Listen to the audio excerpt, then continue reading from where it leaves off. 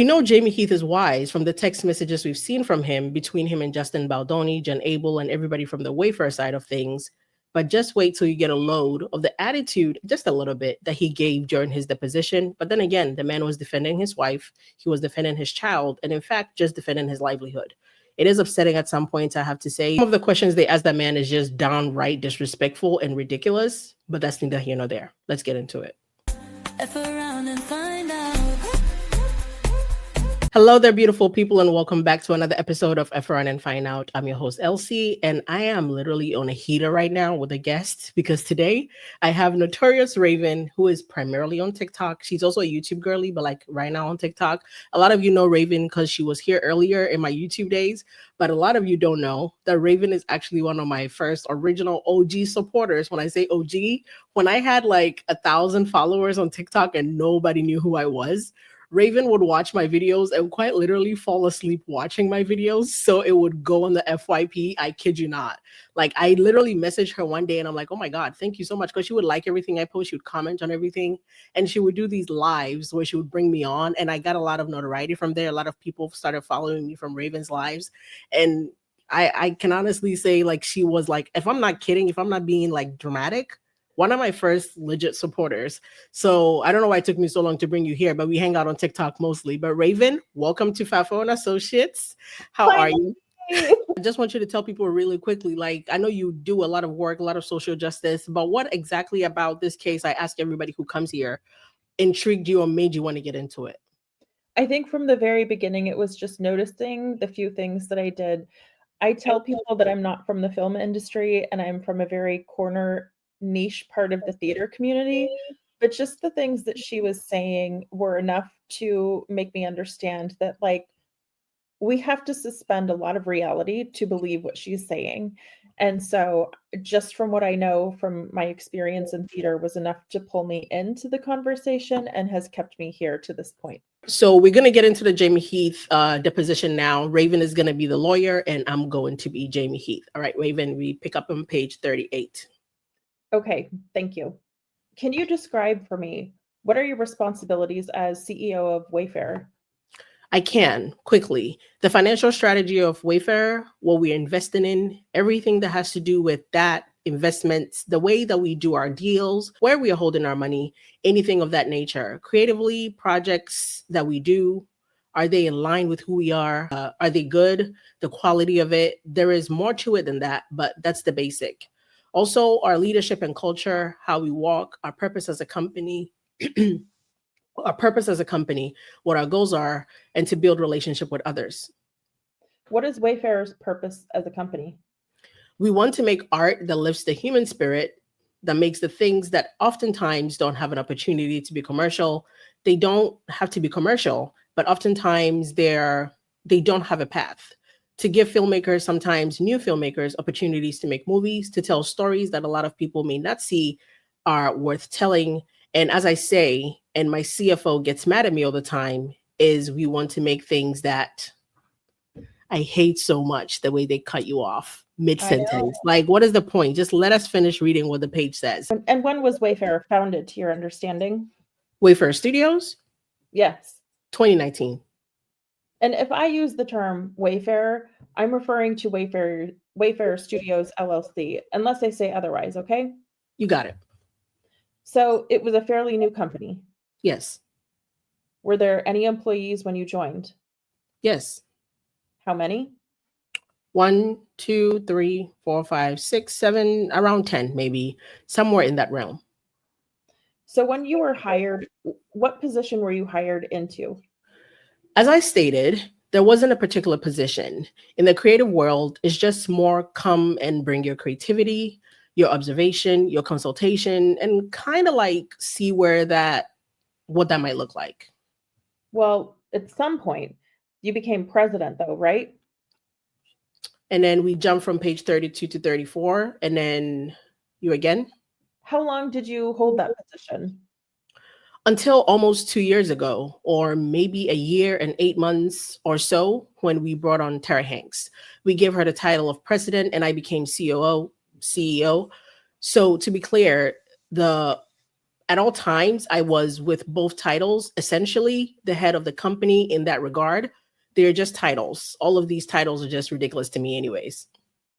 You see yourself as head of the company with respect to the day-to-day operations? Ms. Shapiro says objection, and then Jamey comes in. Day-to-day operations, we have an operations manager. So, Well, what do you mean by head of the company?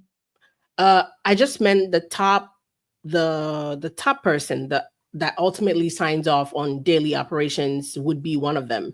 Our deals and most of our creative, of course, not meaning to omit the chairman, but their job is different or their role is different. And in the president role, what is distinct between the president and the CEO? Yes, yes, he has, because it jumps from page 34 to 38. So we don't know exactly what's in between there.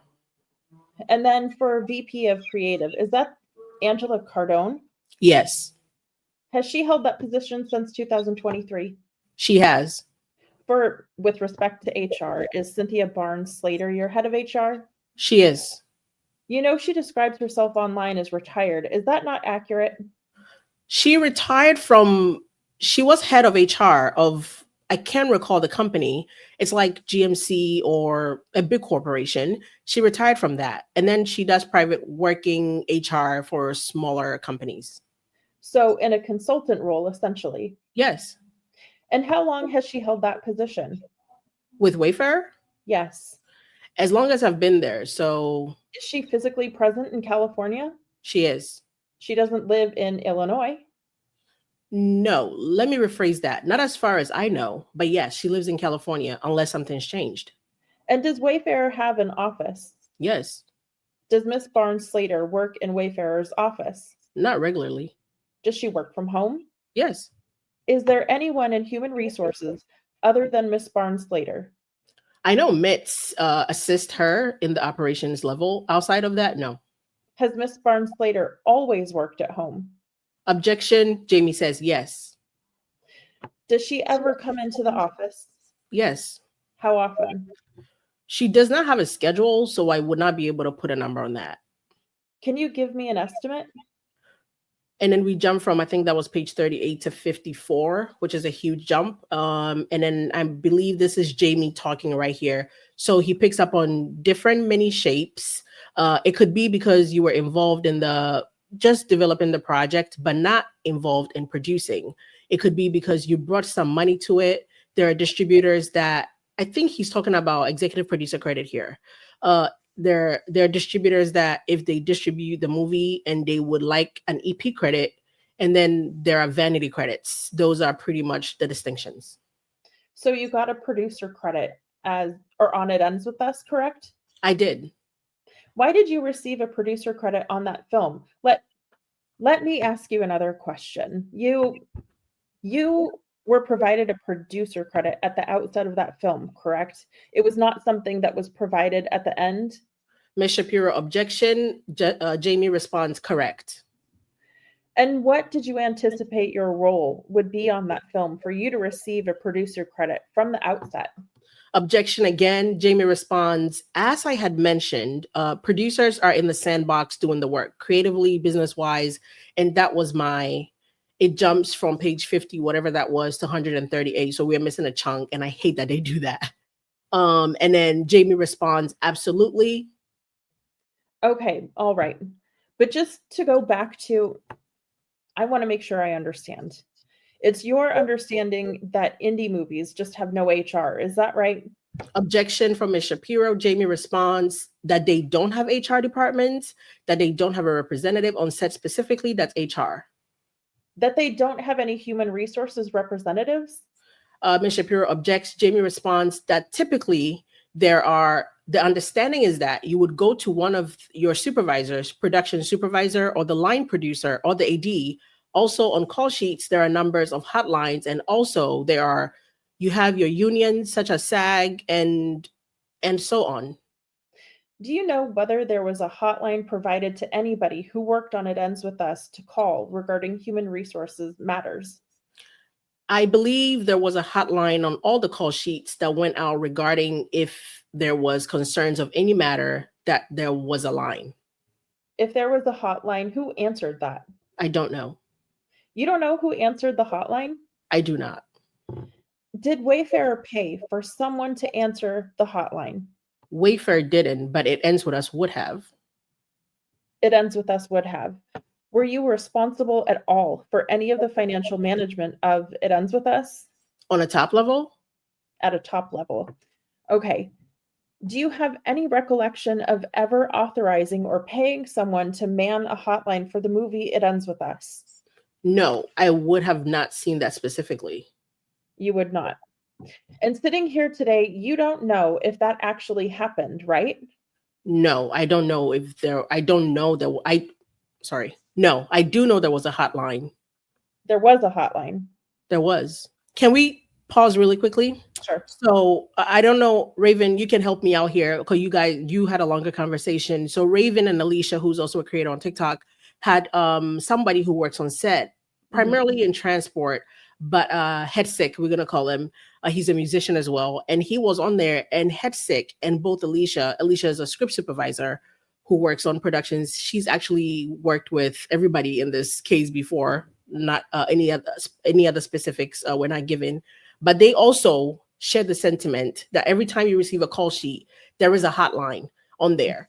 Now, I'm sure it's probably the same hotline for all the sets, and there's like a company that mans the hotline. So if your movie starts a production, you probably pay them just to have your service, but that doesn't mean you're paying the person specifically answering the phone. Hey, if somebody from Wayfair calls, this is what you tell them. I think it's just like a broad, it's like everybody paying for like a 1-800 number for virtual assistants or something like that. Is that the impression you got, Raven? I think so. For me, coming from the theater industry, when we have the call sheets and there's contact numbers, usually it's either like a union representative or specifically the union itself. So whether they had one or both, who knows? But I would assume that it would be union specific. And I say union specific because everybody is going to be covered by a different union according to your role, your Yeah. position within the production. Yeah. Okay. I just wanted to make sure we get that out there because they were trying to make it seem in the position like Wayfair paid like one of their cousins or somebody to sit behind the phone. And if like somebody calls to report like a crime or a situation, brush it over. I hate the way they asked that question. It was very, very trappy. Like I'm trying to trap you into something. All right. Then we jump to 179. You provided in a video, or you produced a video in, your lawyers produced a video in this case. Did you provide the video of a video in which your wife is in a tub with a baby to your lawyers to produce to us in this case? I did. Okay. Where was that video stored? You mean at what point? At the point that you took it to give it to your lawyers. Where did you get it? Where was it? I believe it was on my phone. It was on your phone? I believe so. Okay. Did you edit the video at all before giving it to your lawyers? I did not. So the video gave us was the complete video as it existed on your phone? Correct. What in your memory did the video depict? It's our midwife, my sister, my kids, my wife, myself, our newborn baby. I believe we were singing or praying. The baby was crying. And then at some point we were whispering a prayer in the baby's ear. That's what you recall? Yeah. And your wife was in a tub? A birthing tub, yeah. A birthing tub. And you said she wasn't clothed, but she had a towel over her? Objection. The towel from Jamey Heath now, the towel was more over the baby, I think, because, when the baby came out of the water and you bring it up, then it's wet. So you put a dry towel to cover it. I just want to pause real quick, Raven. I've shown the video here for you guys multiple times, so you know exactly what video we're talking about, but you can see it on multiple other videos in the past or on Jamey's Instagram. And in the video that you gave to your lawyers to give us, were you in the video? I am. And are you nude in that video? Can we please just take a second? Because what the hell? You ever heard of a woman giving birth in a birthing tub and the husband is nude with her? What would be the purpose is what I would like to know. No. Did your wife give birth in a tub?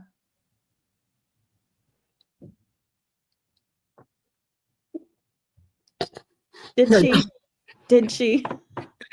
No, Ezra, no, she didn't give birth in a tub. After we set up the birthing tub and she got in, we actually thought it would make sense to take her out, drive to a local grocery store, and have her sit in their freezer department, frozen meat section, and give birth there. Like, what is that? What kind of question is that? And she's a woman. Ezra, you're a woman.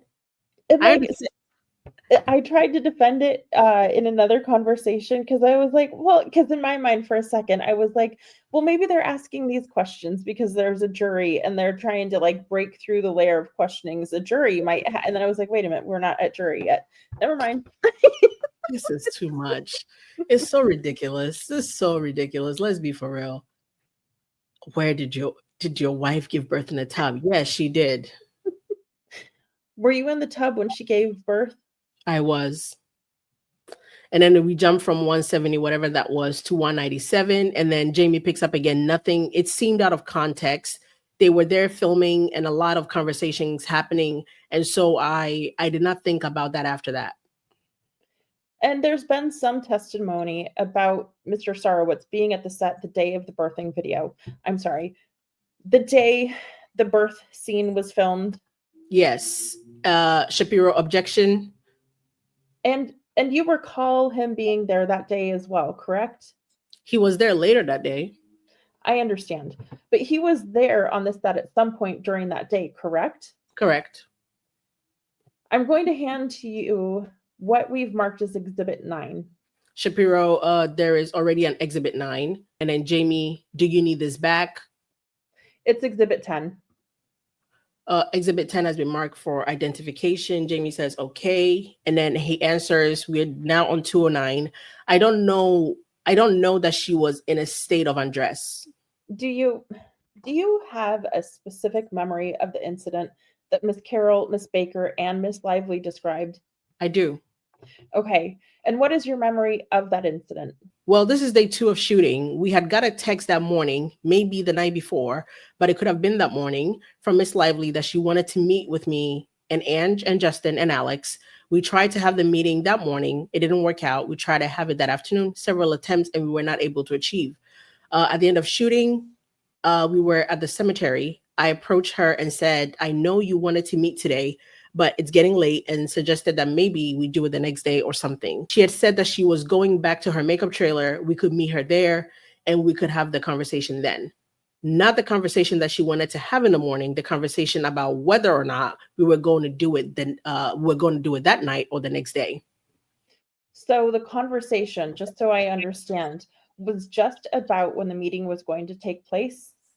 She was hoping to have it that day, that night. And now that it was at the end of the day, I was concerned about her turnaround time, which real quick, we talked again with a lot of people in the industry, and just a quick summary on turnaround time. We understood it to be, there are some emails we'll get into later, but they have like actors and crew members have like a schedule of like, say they work for 10 hours or 16 hours or whatever.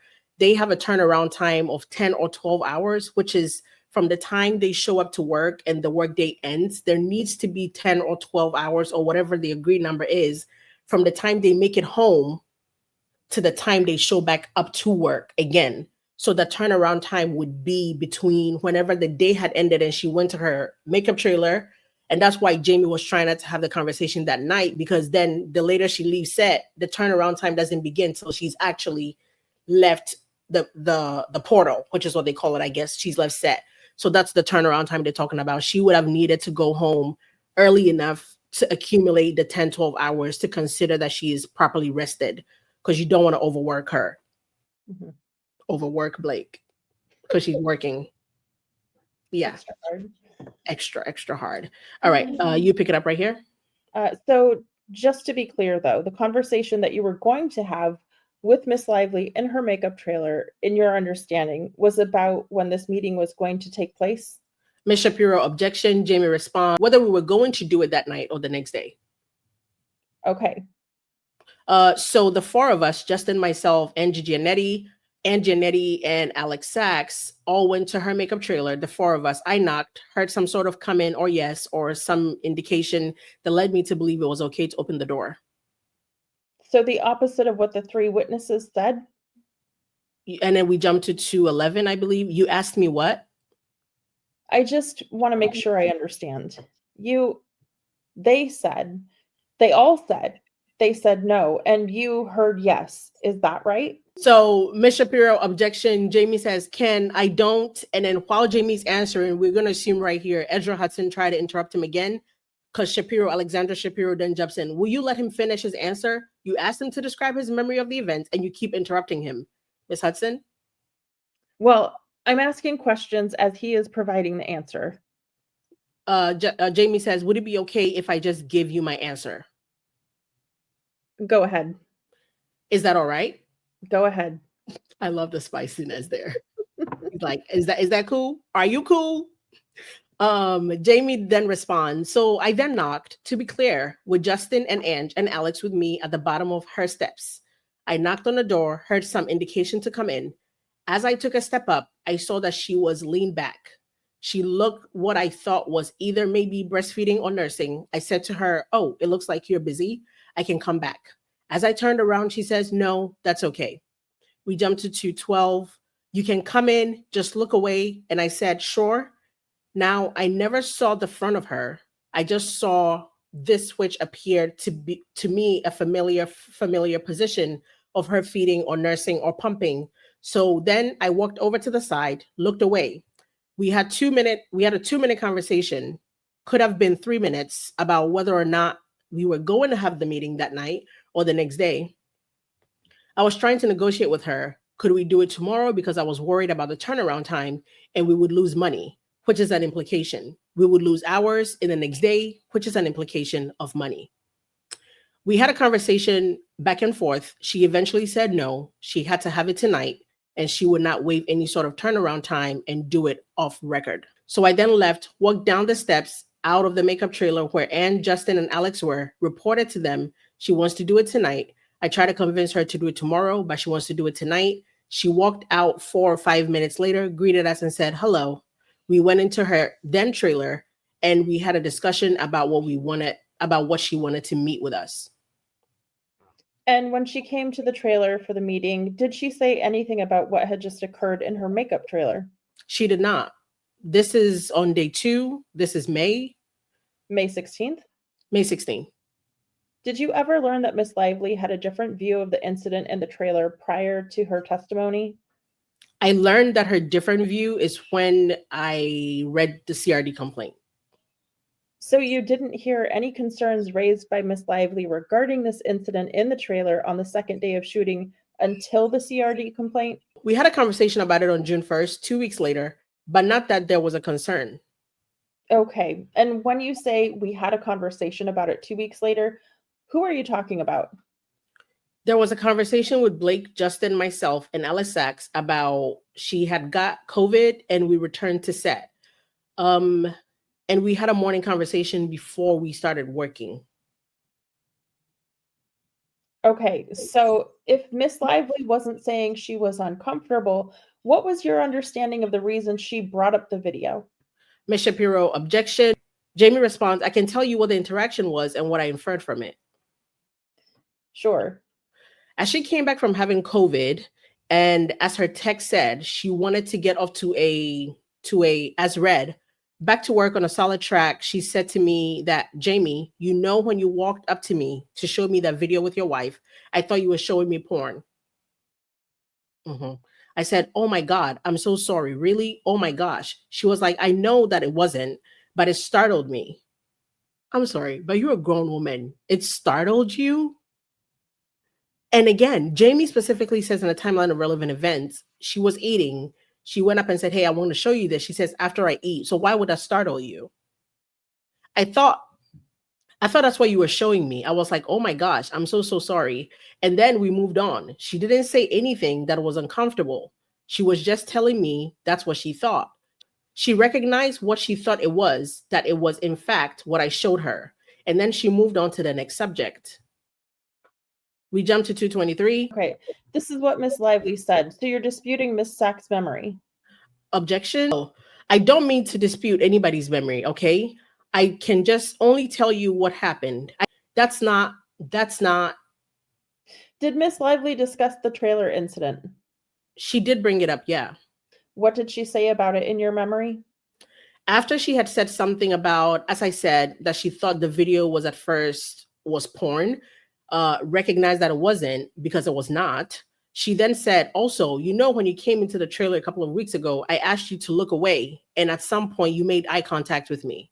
Does she realize her grievance is not that he looked at her boobs, but rather he made eye contact, which is normal, by the way. In fact, we want to normalize breastfeeding in public. We want to normalize women breastfeeding. Can we normalize women breastfeeding while people have a conversation and actually look them in the eye? Unlike her husband, Ryan Reynolds, who verbatim said, I saw a woman breastfeeding in the hotel lobby and I didn't know what to do with my eyes, so I just kept staring at her boobs. Can we normalize that? Like, what do you mean he looked at you in your eyes? Where else was he supposed to look? And I don't know if we've spoken about this between you and I, but the content where she was really trying with each pregnancy to somewhat normalize doing this by posting photos and doing this in public. And then there's even I think it's 2017, Elle magazine has an interview, and it starts out, it doesn't even have like an opening paragraph. The opening paragraph is essentially about the interviewer showing up at her hotel and walking into her hotel room and describing stepping across like Louboutins. And then imagine my surprise when I walk around the corner to see Blake Lively pumping. And I'm like, so this is somebody that you're not even in a working day-to-day relationship with, who's not very well known to you. And you have them enter your personal space without any warning that like, hey, I'm pumping, but come on in. And I was like, oh, I don't even know that. I didn't even know that. She says, I'm not saying you were trying to cup a look. I'm just saying that I had asked you to turn away and you made eye contact with me. I was like, oh, I'm so sorry. I didn't even realize that. Maybe I happened to glance through a conversation. I have no memory of it. But and then she moved on to the next. Jamey picks it up right here on page 284, that there were other ones to BL and her or her employees. So yeah, we talked about that video again where she had brought it up. So you talked about the video, but can you let him finish? Miss Shapiro, I love her. Jamey picks it up. So we talked about the video. We didn't talk about the details of it. We just brought up again that the video was shown. Again, I apologized to her, recognizing that she was surprised by it. But this wasn't written, but that topic was. So no more mention of Baldoni or Heath's previous pornography addiction. I don't have a pornography addiction. So certainly she would have never read that. And I don't know what that refers to. So no, that was not discussed. Did she talk about Mr. Baldoni's referencing pornography addiction during this meeting? I believe she mentioned something about it. Okay. Did she talk about wanting to neither her nor her employees to her personal experience of other people's sex lives, including as it relates to spouses or others? Can we pause right there? Mm-hmm. Not Wayfair's employees. Yeah. So while she's so busy trying to claim she's an employee of Wayfair and didn't get a handbook, when we've been trying to say you are an independent contractor, did she just say her or her employees, as in her makeup artists and her hair people, are her employees? So why is she looking for a handbook from Wayfair if she's not an employee of Wayfair? You're an independent contractor, because you wouldn't be an employee and bring your own employees, which is Vivian Baker and the Carol lady. And you've given me a full scope of your memory of what was discussed in that 5 or 6 hours.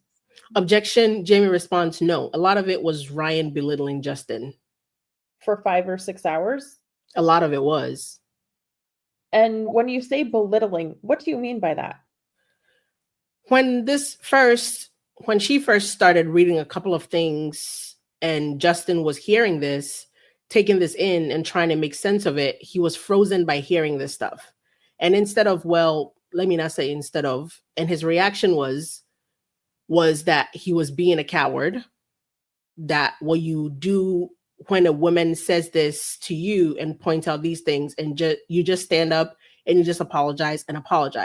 And Justin was just like, but I didn't do this. And then he raised his voice and used some language and insinuated that he was not a good guy. That Mr. Baldoni was not a good guy? It jumps to, and then it says, I had, and then you pick it up. Did you discuss with Mr. Baldoni hiring Jed Wallace of Street Relations? I don't recall. I don't remember. Did you discuss with anyone else at Wayfairer that Mr. Wallace was being hired to do? I may have. Did you discuss it with Mr. Sarowitz? I don't have a particular memory of it, but I may have. I don't know. Did you receive an email outlining the work that Mr. Wallace would be doing for Wayfairer? Mr. Glover, objection to form. Jamey responds, I believe there was an email that came in that I only know about more recently, but I never looked at it. You didn't look at it? I did not. Did it come to you? I believe my email was on it, yes. You believe it did come to you? I believe so. But you're saying? Only because I've learned more recently. By whom? By the production supervisor, I believe, Alex Sachs. Alex Sachs told you that employee complaints should be brought to the line AD and production supervisor. I don't know specifically. I just know that they were saying if there's anything that needed to be, any concerns, that they would report to them. That was standard protocol. That's what Ms. Sachs told you? At some point, yes. And did she say that that was her understanding of the protocol with respect to human resources concerns on an independent film? Objection, Jamey says, I don't recall beyond that. You don't recall beyond that. So you don't recall her specifically saying human resources concerns of employees should be brought to the line AD and production supervisor? I don't recall that. The training that you referenced, did you attend in person? It was a Zoom that I attended. Did you attend in person? Objection. Jamey says the individual given it was on Zoom. So I was in person on the computer, but he was on Zoom. You were in person on a computer? Is Ezra slow? Honest question. But Jamey just answers, the training was remote. The individual given the training was remote. So I was in front of the computer on the training. So you were not in a room with the other cast and crew, is that right? No. Was the other cast and crew assembled in a room for the training? Do you know? I don't know. And where were you physically located when you took it? I was at the production office in New Jersey. In an office? Correct. And do you have any record of having? End scene. That's all we have from Jamey. Girl, if I tell you I did something on Zoom and you ask me, were you there in person? You need to lose your law license just for that. And then ask me again, so were you on the computer in person? What answer do you want me to give? Like, what does it matter where the cast is? I appreciate you for hanging out with me. You guys, we're going to come back. I'm going to bring Raven back because to me, she's like the best at being the lawyer because she makes me so angry at the way she asks the questions with her sighs and her pauses and everything. So I will have you back whenever you have availability. We can do the rest of Justin's deposition or we can do Steve's, whatever you want to tackle. But I appreciate you for being here. You guys, please make sure to go follow Raven on TikTok, on her YouTube. I'm going to put everything in the description below. And I'll see you guys on the next one. Please remember to like, share, subscribe, and definitely leave a comment. And I'll see you on the next one. Have a good day. Bye-bye. Bye.